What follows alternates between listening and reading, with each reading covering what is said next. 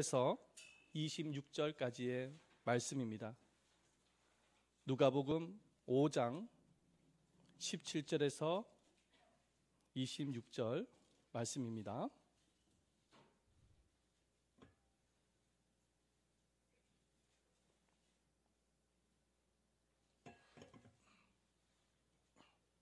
한 구절씩 함께 교독하도록 하겠습니다.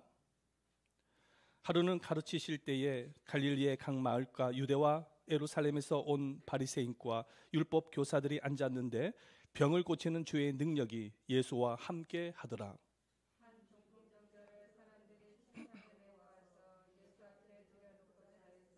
무리 때문에 메고 들어갈 길을 얻지 못한지라 지붕에 올라가 기와를 벗기고 병자를 침상채 무리 가운데로 예수 앞에 탈아내리니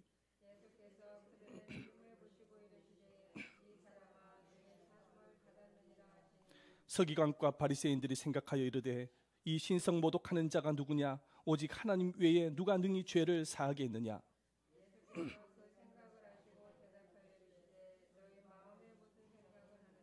내 죄 사함을 받았느니라 하는 말과 일어나 걸어가라 하는 말이 어느 것이 쉽겠느냐?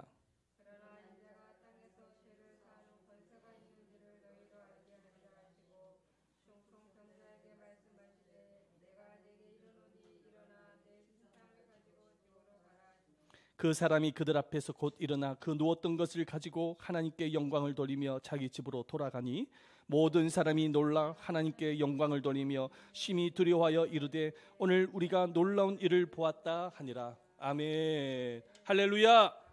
하나님은 살아계십니다. 살아계신 하나님께서는 언제나 우리와 함께 하시고 동행하시는 분이십니다. 믿으시기를 바랍니다. 아멘. 우리 한국에 40대 이상의 사람들을 체크족이라고 부른다고 합니다. 왜 이런 별명을 가지게 되어졌냐니까 이제 40대 이상이 되어지니까 건강 체크하는 분들이 많아졌다고 합니다. 뿐만 아니라 건강 보조식품을 가장 많이 찾는 연령대가 40대 이상이라는 조사가 나왔습니다.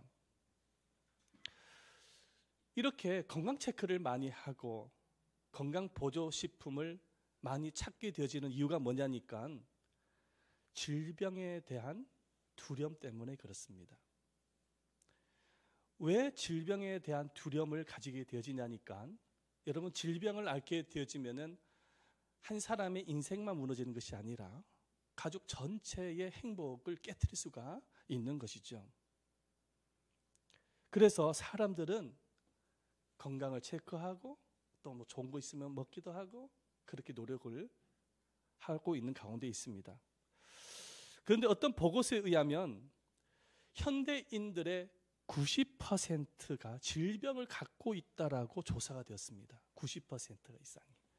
이 보고서가 얼마나 근거가 있는지는 정확하게 알 수는 없지만 분명한 사실은 아무리 건강한 사람이라고 할지라도 한두 가지 이상의 질병은 다 가지고 있다라는 것입니다.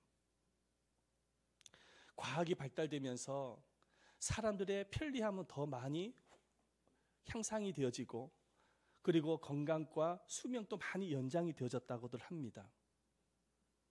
하지만은 공해라든지 온갖 정신적인 스트레스로 인해서 정신적으로나 육체적으로 질병을 갖고 있는 사람들의 수는 지금 급증하고 있는 추세라는 보고가 있습니다. 뿐만 아니라 우리 사회는요, 어떤 사회로 지금 접어들고 있습니까? 고령화 사회로 접어들고 있어요. 그러다 보니까 환자의 수가 늘어날 수밖에 없는 것이죠. 마을이나 동네에 이렇게 가다 보면은 가면 갈수록 병원 수가 늘어나는 것을 보게 되집니다. 우리 양주시만 해도 이제 곧 있으면은 저 병원이 또 생기지 않습니까? 6단지 앞에. 큰 병원이 세워지는데 이렇게 병원들이 자꾸만 세워지게 되어지는 이유가 뭐냐니까는 그만큼 환자의 수가 늘고 있다라는 표시를 증거로 보여주고 있지 않는가 그렇게 생각을 갖게 되어집니다. 그런데 이 병자의 수는 어느 날뿐만 아니라 과거의 역사에도 병자의 수는 많았습니다. 이렇게 질병 가운데서 사람들이 고통하는 이유가 무엇일까요? 그 근본적인 이유를 성경에서 우리가 찾게 되어진다고 한다면은 인간이 하나님 앞에 범죄하였기 때문입니다.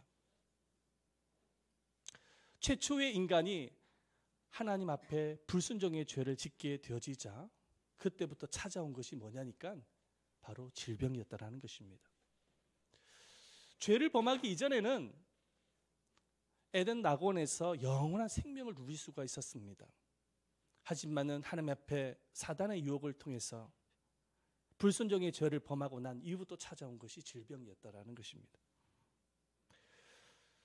인간이 이렇게 질병으로 고통 가운데서 인생을 살아가게 되어지자 가장 괴로워하셨던 분이 누구냐니까는 하나님이셨습니다. 왜냐하면은 하나님이 인간을 창조하셨을 때는 목적이 있었거든요.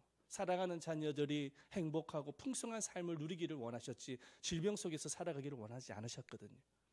그런데 죄로 인해서 인간에게 질병이 찾아오게 되어지고 질병 속에서 고통 가운데 살아가게 되어지자 가장 슬퍼하시고 고통하셨던 분이, 괴로워하셨던 분이 하나님이셨다라는 것입니다. 그래서 우리가 성경 전체를 통해서 우리가 살펴볼 수 있는 것은 뭐냐면은, 그래서 하나님은 우리를 너무나도 사랑하시기 때문에 질병을 치료하기 위해서 치료의 길을 여시는 것을 볼 수가 있습니다. 비록 죄로 인해서 질병은 찾아왔지만은 하나님은 질병을 치료하시고 질병을 치료할 수 있는 길들을 계속 열어가시는 것을 볼 수가 있어요. 그래서 구약을 보면은 하나님께서는 선지자나 제사장을 통해서 질병을 치료하십니다. 신약 시대 때가 딱 들어왔을 때는 하나님이 예수님을 보내주셔서 질병을 치료하시는 것을 보여주십니다. 예수님을 보내주셔서 완전한 치유를 하나님께서 나타내시는 것을 볼 수가 있어요. 그래서요, 예수님의 생애를 이렇게 한번 보시길 바랍니다. 예수님의 생애를 가만히 이렇게 보시면 사복음서에 보면은요 3781개의 구절이 있는데 그 중에 12% 468절이 예수님의 치유 이적에 대한 구절입니다. 제가 이렇게 좀 조사해 왔는데 한번 보여주세요. 마태복음은 치유에 대한 이적이 25회, 마가복음은 18회, 누가복음은 24회, 요한복음은 5회씩 각각 나타나고 있습니다. 이렇게 예수님께서 복음의 일을 감당을 하실 때에 치유의 이적을 많이 나타내신 이유가 무엇일까요? 진정한 치유자가 예수님임을 밝히기 위해서 성경은 우리에게 말씀하고 있는 것입니다. 여러분, 우리를 치료해 주시는 분이 예수 그리스도라는 사실을 믿으시기를 바랍니다. 예수님은 우리의 영혼만 구원하시는 분이 아니라 우리의 육체의 질병도 치료해 주시는 분이세요. 그래서 예수님께서는 수많은 병든 자를 치료하시는 것을 보게 되어집니다. 그렇다면 예수님께서는 어떤 사람을 치유하실까요?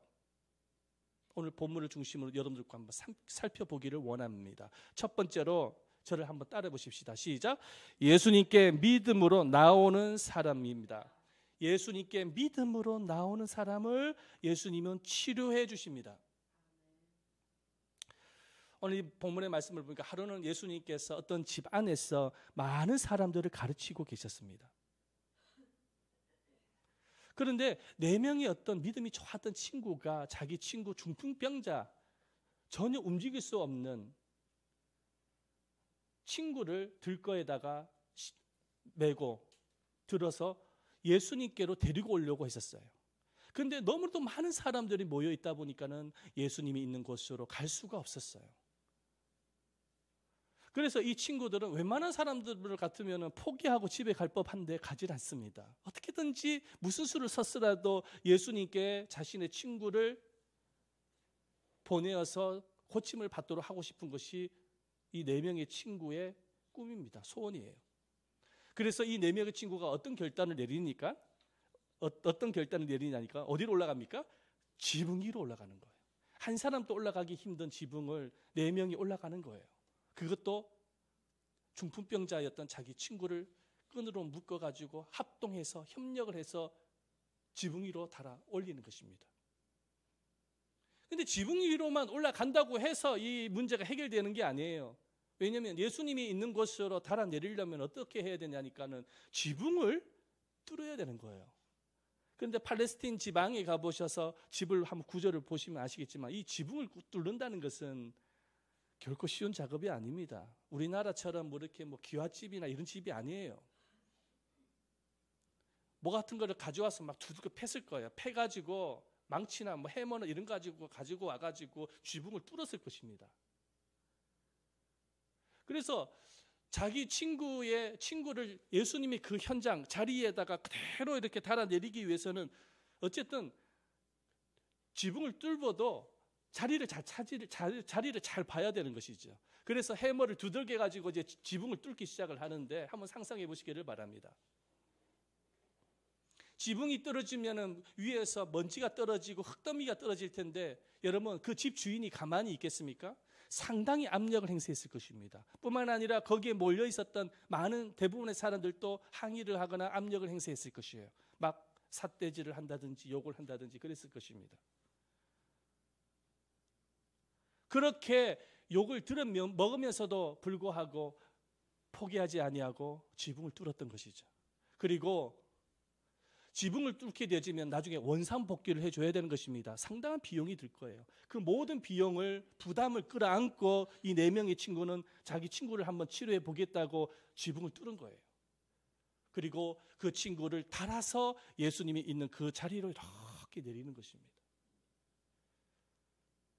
제가 여러분들에게 말씀을 전하는 이 스토리를 한번 상상을 한번 해보시기를 바랍니다.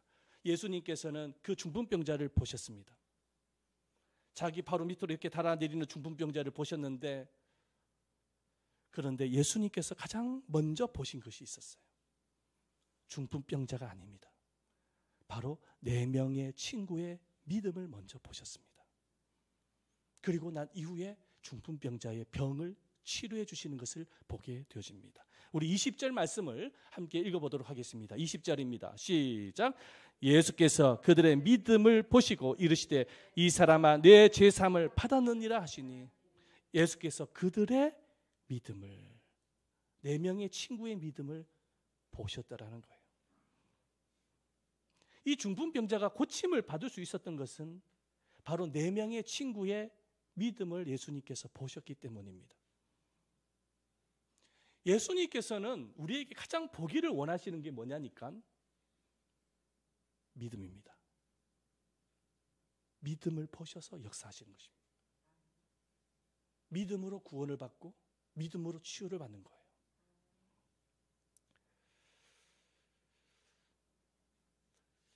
우리 주님은 믿음으로 주님 앞에 나오는 사람을 치료하시는 거예요. 믿음으로 예수님께 나오는 사람을 치료하십니다. 저는 지금까지 목회를 하면서 믿음으로 주님 옆에 나와서 고침받는 장면을 너무 많이 봤습니다. 하나님의 역사를 많이 많이 보았어요. 오래전에 정주영 회장의 그 자서전인데 시련은 있어도 실패는 없다라는 책이 있습니다. 그 책을 한번 읽은 적이 있는데 그 책 내용 가운데서는 빈대에 대한 스토리가 있어요. 빈대. 여러분들 빈대 잘 아시죠? 뭐 학생들은 잘 모를 텐데 이 빈대가 뭐냐면 사람의 피부에 달라붙어가 피를 빨아먹는 곤충입니다. 1960년대, 70년대는 이 빈대가 많았다고 합니다. 농촌 지역에 가보면. 이 빈대 때문에 잠을 못 잤다라는 거예요. 그런데 그때 당시에 정주원 회장 또 이 빈대 때문에 잠을 설친 거예요. 못 잔 거예요. 그래서 묘안을 생각을 합니다. 어떤 묘안을 생각을 하냐니까 본인이 잠을 자고 있는 그 침대 다리가 4개지 않습니까? 다리에다가 양동이에다가 물을 담아가지고 다리를 담가 놓는 거예요. 그러면 이 빈대가 침대 위로 기어 오르지 못하는 거예요. 양동이의 물 때문에. 그런 묘안을 생각을 한 거예요. 그래가지고 양동이에다가 물을 담아가지고 딱 놔두고 이제는 더 이상 빈대가 자기를 공격하지 못할 것이다 라고 생각을 하고 편안하게 잠을 자는데 이게 웬일입니까? 또 새벽에 보니까는 빈대가 와가지고 또 불기 시작하더라는 것입니다. 도대체 이 빈대가 어떤 길을 통해서 자기에게 왔는지 궁금하더라는 거예요.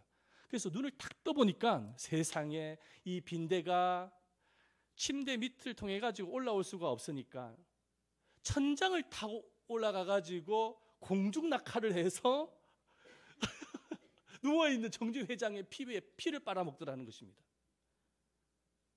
그러니까 정주 회장의 그 빈대를 보면서 배운 게 뭐냐면 불굴의 정신이었던 거예요. 불굴의 정신. 안 된다 생각하지 말고 저 빈대를 보면서 생각을 한 거예요. 불굴의 정신을 배운 거예요. 빈대를 통해서 불굴의 정신을 배워서 이 불굴의 정신을 자신의 기업에 적용하기 시작합니다. 그래서 세계적인 기업을 일궈내죠. 여러분, 한 사람의 신념, 이 불굴의 정신도 이런 놀라운 기적을 나타내는 것입니다. 하지만 여러분, 사람이 만들어내는 이 신념은 한계가 있어요. 이루어질 수도 있지만 이루어질 수도 없어요. 한계가 있기 때문에. 그러나 하나님께서 우리들에게 약속하신 말씀은 반드시 이루어지는 것입니다. 이 말씀은 진리이기 때문에. 그래서 하나님의 약속의 말씀을 믿고 주님 앞에 나오는 자녀들에게는 하나님의 놀라운 치유의 은혜를 허락하시는 것입니다. 우리가 정말로 믿어야 될 것은 단순한 신념, 정신력 이런 것이 아니에요. 하나님의 약속의 말씀을 믿자라는 것입니다. 믿음대로 되어지는 역사가 일어나는 거예요. 한번 따라해 보십시다. 믿음대로 된다. 믿음대로 되어지는 거예요. 가이드 포스트지라는 잡지가 있는데 거기에 13살 난 케이틀린이라는 소녀의 이야기가 실렸습니다. 사진을 한번 보여주시고요.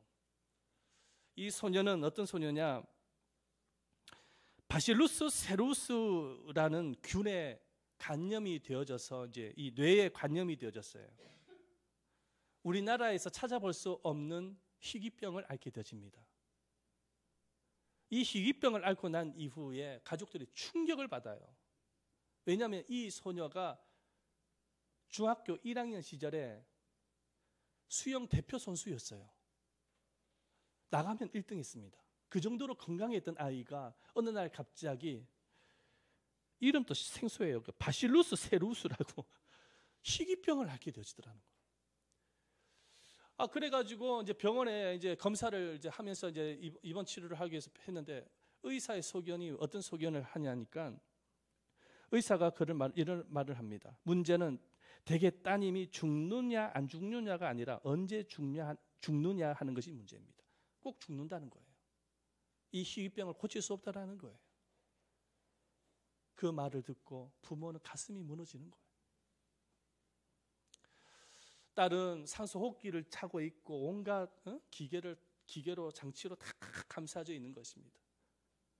언제 호흡이 끊어질지 모르는 그 순간에 엄마는 항상 딸 옆에 앉아서 딸을 안심시키기 위해서 애를 많이 씁니다. 말도 이렇게 걸기도 하고 음악도 틀어주기도 하고 딸의 손톱에다 매니큐어도 발라주고 그러면서 딸을 간호하기 시작을 하는 것입니다. 왜냐하면 엄마가 떠날 수가 없는 거예요. 언제 세상을 떠날지 모르는 상황이었기 때문에. 그러다가 어느 날 갑자기 자율신경 난조라는 것이 닥쳐왔습니다. 자율신경 난조가 무엇이냐니까는 갑자기 심장이 막 뛰면서 혈압이 막 올라가는 거예요. 그래서 체온이 42.8도로 올라가고 맥박은 1분에 240회 뛰었고 혈압은 185. 이 병원도 감당을 못하는 거예요. 그 의사가 뭐라고 이야기를 하냐니까 이제 부모에게 얘기를 하는 것입니다. 병원에서는 방법이 없다는 겁니다. 여기에 이렇게 병원의 침대에 누워 있어봐야 의미가 없다라는 거예요. 그러니까 차라리 그냥 집으로 딸과 같이 가셔서 임종을 기다리는 것이 좋을 것 같다라고 의사가 그런 말을 하는 것입니다. 그 말을 듣고 난 이후에 이제 가족들이 상의를 하기 시작을 하는 거예요. 그런데 부모는 또 반대를 하는 것입니다. 왜냐하면은 자신의 집에서 딸이 죽어가는 모습을 보고 싶은 마음이 없는 거예요. 그냥 병원에서 치료받다가 그냥 세상 떠나는 것을 부모는 또 생각을 했는데, 그런데 이 소녀의 언니분이 계세요. 이 소녀의 언니가 뭐라고 딱 얘기를 하냐니까는 부모를 설득하는 거예요. 내 동생은 죽지 않아요. 하나님께서 반드시 치료해 주실 거예요. 근데 집으로 가요. 그냥 어머니 괜찮습니다. 반드시 하나님이 치료해 주실 것입니다. 근데 알고 보니까는 이 부모님이 크리스찬인데 교회 성도들에게 또 자신이 알고 있는 지인들에게 기도 부탁을 참 많이 했습니다. 그래서 전화나 이메일을 통해서 딸의 상태를 전하면서 기도 부탁을 그렇게 많이 했던 부모님이셨어요. 그래서 이 가족들은 딸을 데리고 집으로 들어가게 되어지고 참으로 고통스러운 가운데 있었지만은 예배에 출석하게 되집니다. 부모와 함께 예배에 출석을 하게 되어지는데 이 소녀가 그 이후부터 이상한 일이 발생하게 되어집니다. 조금씩 회복이 일어나게 되어져요. 딸이 회복하게 되어져요. 의사들도 깜짝 놀라게 되어지는 거예요. 도대체 이게 어쩐 일이냐는 거예요. 병원에서는 도저히 가망이 없다고 생각을 했는데 회복이 일어나게 되어지니까 기적이 일어나니까 깜짝 놀라는 것입니다. 그리고 난 이후에 또 시간이 지나가면서 나중에는 이 학생이 완전히 회복이 되어서 학교를 들어가게 되어집니다. 이것이 지금 신문 잡지 사이트를 통해서 이렇게 지금 사진으로 여러분들 아마 보고 계실 거예요. 저 소녀입니다.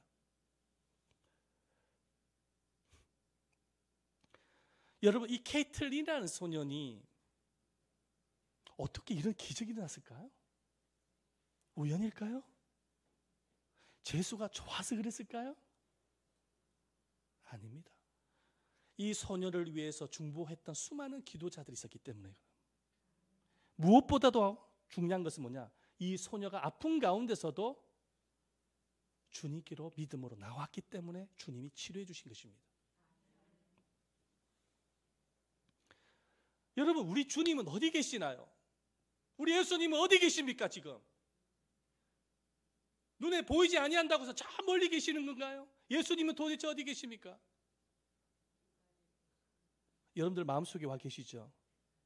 물론 우리들의 마음속에, 우리의 영혼 속에 영으로 와 계십니다마는 예수님이 어디 계시냐면 하나님의 말씀과 하나님의 임재가 있는 예배 자리에 계십니다.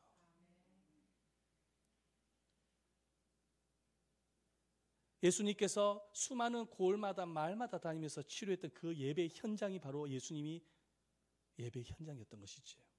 마찬가지로 예수님이 계시는 곳은 어디냐면 바로 여러분들 예배 자리, 이 자리가 자리에 주님이 계시는 거예요. 그래서 성경에는 뭐라고 말씀하고 두세 사람 모인 곳에 내가 너희와 함께 하겠다고 말씀하신 거예요. 두세 사람 모인 곳은 어디를 의미하냐니까는 바로 예배를 의미하는 것입니다. 그래서 로이드 존스 목사님이 그런 말을 했어요. 로이드 존스 목사님은 유명한 설교가입니다. 유명한 설교가이기 이전에 이 로이드 존스 목사님의 직업이 뭐냐면 의사였어요. 그런데 이분이 의학과 건강이라는 책에서 이렇게 주장을 했습니다. 한번 보여주세요. 없어요? 아, 없네요. 내가 안 했네요. 네, 그렇게 하지 마세요. 네, 저를 한번 따라해보세요. 모든 질병을 의사에게만 맡길 수 없습니다. 아직 많은 부분을 교회를 통하여 치유되어야 합니다. 로이드 존스 목사님이 그런 말을 전했다는 거예요. 의사에게만 맡기면 안 된다는 거예요. 교회를 통해서 치유가 되어져야 된다고 말씀합니다. 왜 이렇게 주장했을까요? 교회에는 예수님이 계시기 때문입니다. 저는 우리 예배당 안에, 우리 교회 안에 예수님이 계신 것을 너무나도 잘 압니다. 기도할 때마다 하나님의 임재를 체험합니다.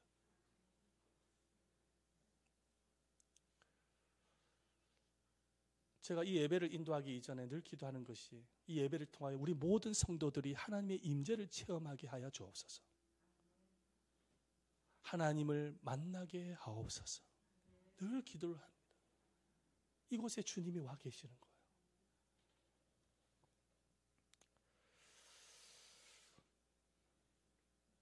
어느 교회에 있었던 일입니다. 목사님께서 예배를 진행하기 이전에 배가 너무 아프셨어요. 아랫배가.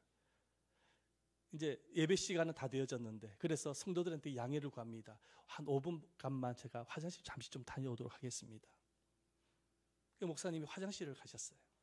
화장실을 마치고 난 이후에 이제 예배를 인도하기 위해서 예배당 안에 들어왔는데 성도들이 낄낄낄끌면서 웃고 있는 거예요. 직구준 집사님 한 분이 목사님에게 하는 말이 뭐라고 이야기한다면, 목사님 다음부터 화장실 갈 때는 마이크, 그 핀 마이크를 빼고 가시길 바랍니다.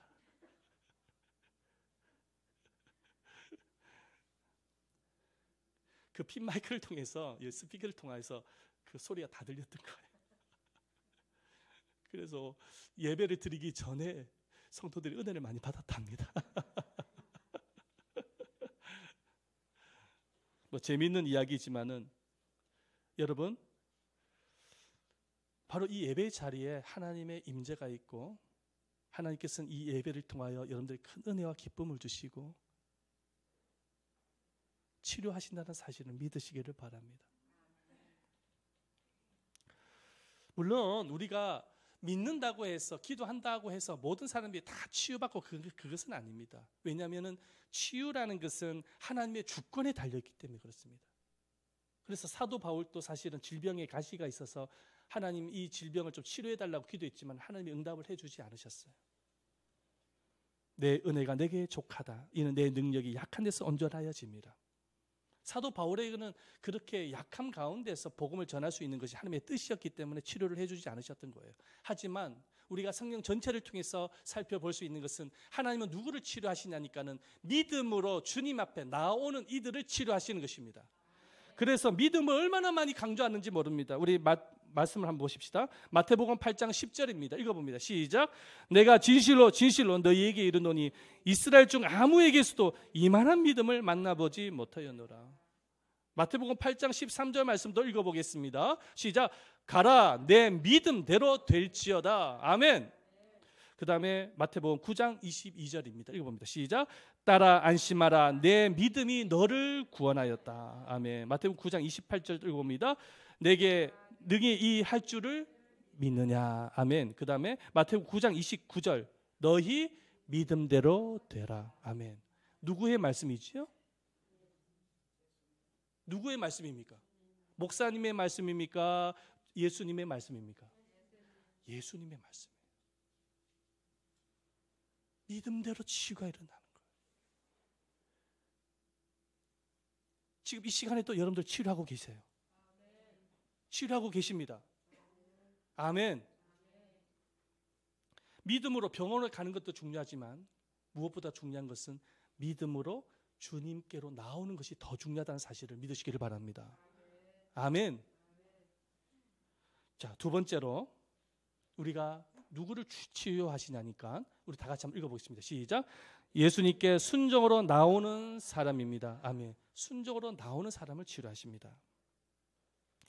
예수님은 이 중풍병의 원인을 말씀하십니다. 이 중풍병의 원인이 바로 죄 때문에라는 사실을 예수님께서 말씀을 하십니다. 그래서 예수님께서는 이 중풍병자의 육체적인 질병을 치료하시기 이전에 영혼의 질병인 죄의 문제를 해결하시죠. 먼저. 그런데 예수님이 가르쳤던 그 현장에 누가 있었냐니까는 예수님을 반대하고 예수님에게 회방하려고 했던 바리새인들, 서기관들도 함께 있었어요. 그래서 예수님께서는 이들에게 본인 자신이 모든 죄를 사할 수 있는 권세를 가진 참 하나님 되심을 말씀하십니다. 그리고 난 이후에 이 중풍병자를 치료하심으로 인해서 내가 바로 죄를 용서하고 병을 치료하고 구원할 참 하나님 되심을 증거로 보여주시기를 원하셨어요. 자, 그런데 예수님께서 이 중풍병자를 치료하시는데 여기서 전제 조건이 있어요. 어떤 조건이냐면 중풍병자가 순종할 때 치유가 일어나는 거예요. 자, 예수님이 이렇게 말씀합니다. 중풍병자에게 너는 자리를 들고 일어나 걸어가라 명령하십니다. 만약에 이 중풍병자가 예수님의 말씀에 불순종하게 되어진다고 한다면 내가 오랫동안 중풍병으로 누워 있었는데 어떻게 내가 일어날 수 있어? 이렇게 생각을 하면서 불순종을 하게 되어져서 움직이지 않았더라면 여러분 치유는 일어나지 않았을 것이고 치유가 일어나지 않았다고 한다면 예수님은 바리새인과 서기관들도 상당한 비판을 받았을 것입니다. 그런데 중풍병자가 어떻게 합니까? 그대로 순종합니다. 우리 말씀을 보십시다. 24절이죠. 읽어보도록 하겠습니다. 시작. 그러나 인자가 땅에서 죄를 사는 권세를 있는 줄을 너희로 알게 하리라 하시고 중풍병자에게 말씀하시되 내가 내게 이르노니 일어나 내 침상을 가지고 집으로 가라 하매 25절 읽어봅니다. 시작. 그 사람이 그들 앞에서 곧 일어나 그 누웠던 것을 가지고 하나님께 영광을 돌리며 자기 집으로 돌아가니. 아멘. 순종을 하게 되어졌을 때에 기적이 일어나더라는 거예요. 어떤 기적입니까? 죽었던 신경이 살아나게 되어지고 죽었던 근육이 살아나게 되어지고 온몸에 힘을 얻게 되어지면서 자리에서 일어나는 기적이 일어나더라는 것입니다. 주님은 어떠한 사람을 치료하시냐니까 믿음과 순종으로 주님 앞에 나오는 이들을 치료하십니다. 출애굽기 15장 26절도 한번 읽어보도록 하겠습니다. 읽어봅니다. 시작. 가라사대 너희가 너희 하나님 나 여호와의 말을 청정하고 나의 보기에 의를 행하며 내 계명에 귀를 기울이며 내 모든 규례를 지키면 내가 애굽 사람에게 내린 모든 질병의 하나도 너희에게 내리지 아니하리니 나는 너희를 치료하는 여호와이니라. 아멘. 오늘 이 말씀에 보면은요, 여호와의 말씀을 청정하고 내 계명에 귀를 기울이며 지키면 질병이 일어나지 아니할 것이다. 나는 너희들을 치료하는 하나님이다. 예수님이 그렇게 말씀을 하고 계십니다. 그래서 이 건강의 기초가 무엇이냐니까 건강의 기초가 무슨 약을 많이 먹고 좋은 음식 먹는 것도 중요하지만 이보다 더 중요한 게 있어요. 뭐냐? 하나님의 말씀대로 살아가는 게 더 중요한 거예요. 하나님의 말씀대로. 이게 건강의 기초입니다. 왜냐하면 하나님의 말씀대로 살아갈 때에 우리는 하나님과의 더 깊은 관계 차원으로 인도함을 받을 수가 있는 것입니다. 하나님은 누구에게 임재하시냐니까는 순종하는 자녀에게 임재하시는 것입니다. 순종하는 자녀에게 기쁨을 주시는 것입니다. 순종하는 자녀에게 치료의 영을 부어 주시는 것입니다. 우리가 하나님의 말씀에 순종하여서 주일 성수를 거룩하게 지키면서 지키게 되어졌을 때 하나님은 그 말씀대로 우리의 영혼에 진정한 안식을 주시고 하나님이 기뻐하는 예배를 하나님 앞에 올려드릴 때에 그 예배를 통해서 하나님 우리에게 기쁨을 주시면서 기쁨을 주시고 하나님의 말씀대로 우리가 형제를 사랑하고 용서하고 감사할 때에 우리의 영혼만 치료가 되어지는 것이 아니라 여러분들의 모든 육체의 질병 또한 치료가 되어진다는 사실을 믿으시기를 바랍니다. 그냥 머리로만 아는 믿음의 차원이 아닌 거예요. 순종으로 보일 때에 하나님의 역사가 나타난다는 것입니다. 그래서 하나님은 순종하는 자녀에게 건강과 치유를 주시겠다고 성경을 통해서 약속하고 계시는데 또한 말씀을 한번 보십시다. 출애굽기 23장 25절과 26절인데 다 같이 한번 읽어봅니다. 시작. 너희 하나님 여호와를 섬기라. 그리하면 여호와가 너희의 양식과 물에 복을 내리고 너희 중에 병을 제하리니 내 나라에 낙태하는 자가 없고 잉태치 못하는 자가 없을 것이라. 내가 너의 날수를 채우리라. 아멘. 오늘 이 말씀을 한번 자세히 한번 보시기를 바랍니다. 너희 하나님 여호와를 섬기라. 그리하면 여호와가 너희의 양식과 물에 뭘 내리고 복을 내리고 너희 중에 병을 제하리니 낙태하는 자가 없고 잉태치 못하는 자가 없게 되시고 자녀의 복을 주신다는 것입니다. 자녀의 복을 받기를 원한다고 한다면 순종할 수 있어야 되는 거예요. 인간의 힘으로 안 되는 거예요. 문둥병을 앓았던 나아만 장군이 엘리사의 말이 하나님의 말씀으로 믿고 순종하게 되었을 때 문둥병의 치료가 일어나는 것을 보게 되어집니다. 열왕기하 5장 14절 말씀입니다. 읽어보도록 하겠습니다. 시작. 나아만이 이에 내려가서 하나님의 사람 말대로 요단강에 7번 몸을 잠그니 그의 살이 어린 아이의 살같이 회복되어 깨끗하게 되었더라. 아멘. 문둥병은 치료를 할 수 없는 병입니다. 그런데 하나님의 말씀대로 그대로 그냥 순종만 한 거예요. 인간적인 생각하지 않고. 그랬더니 기적이 일어나는 거예요. 여러분, 구약시대 때나 오늘이나 똑같습니다. 하나님이 우리를 보실 때 뭘 보시겠습니까? 믿음과 순종을 보시는 거예요. 그리고 은혜를 주시는 거예요. 예수님은 어제나 오늘이나 영원토록 동일하신 분이십니다. 2000년 전에 병든 자를 치료하셨던 예수님께서는 오늘날에도 치료하시는 분이신 것입니다. 인간의 방법으로 병원에 가고 이것도 중요하죠. 하나님께서는 일반 은총을 통해서 병원을 통해서 치료하시지만 궁극적인 치료는 주님이 하신다는 사실을 믿으시면서 우리가 믿음과 순종으로 주님 앞에 나올 때에 주님의 치유의 역사가 일어날 줄 믿습니다. 제 간절한 소망이 하나 있습니다. 올해 안에 여러분들 모든 질병이 치유받는 겁니다. 우리 교회를 다니면서 어쨌든 치유를 받으셔야 되는 것입니다. 건강지 못해서 교회를 빠지고 이런 부분들은 저도 좀 마음이 답답하지만 하나님이 기뻐하지 않은 것 같아요. 어쨌든 여러분들이 치료를 받아서 더 건강한 모습으로 주님께 영광을 돌리고 헌신하고 교회를 섬기는 여러분들 되시기를 예수님의 이름으로 축원드립니다. 하나님은 여러분들을 치유하시기를 기뻐하십니다. 오늘 이 예배 시간에도 하나님은 치료의 손길로 여러분들과 함께 한다는 사실을 믿으시고 우리 한번 이 시간에 함께 기도하는 시간을 가지겠습니다. 여러분, 오직 주님만을 믿음의 눈으로 바라보십시오. 아픈 부위에다가 손을 한번 얹어 보시기를 바랍니다. 그리고 주님께서는 반드시 치료해 주시는 분이십니다. 믿음으로 하나님 앞에 나아가면서 주님, 내 질병을 치료해 주시옵소서. 고쳐 주시옵소서. 내 영육이 강건해지게 하여 주옵소서. 내 마음의 병도 치료하여 주시옵소서. 육체의 질병 치료해 주시옵소서. 주님은 여러분들의 믿음대로 역사를 베풀어 주실 것입니다.